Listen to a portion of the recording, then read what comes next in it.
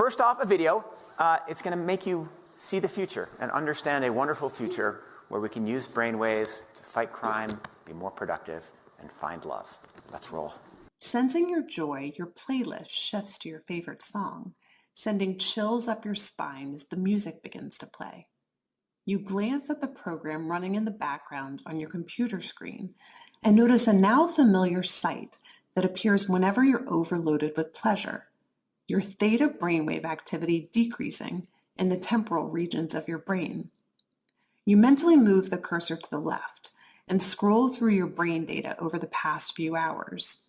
You can see your stress levels rising as the deadline to finish your memo approached, causing a peak in your beta brainwave activity right before an alert popped up, telling you to take a brain break. Your mind starts to wander to the new colleague on your team, whom you know you shouldn't be daydreaming about, given the policy against intra-office romance. But you can't help fantasizing just a little. But then you start to worry that your boss will notice your amorous feelings when she checks your brain activity and shift your attention back to the present.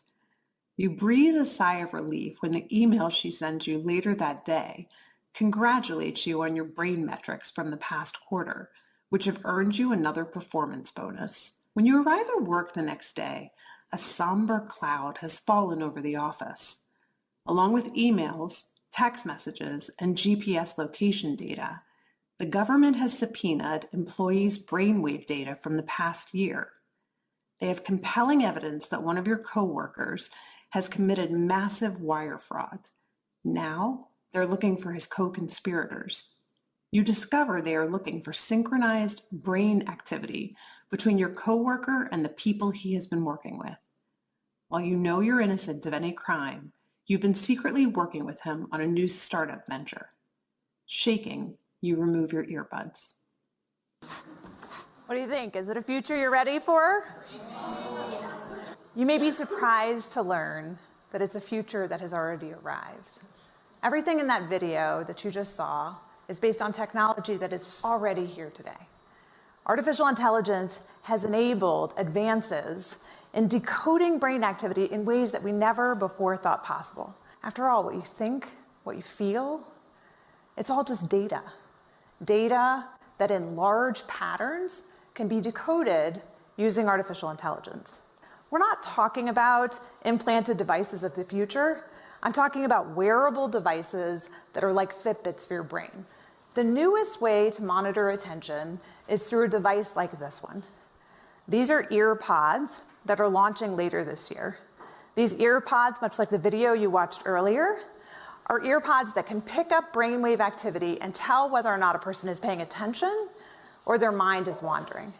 Okay, well, you might think, fine, but even if we can tell whether a person is paying attention or their mind is wandering, you can't tell what they're paying attention to. You would be wrong. It turns out that you can not only tell whether a person is paying attention or their mind is wandering, but you can discriminate between the kinds of things that they're paying attention to. Whether they're doing something like central tasks, like programming, peripheral tasks, like writing documentation, or unrelated tasks, like surfing social media or online browsing.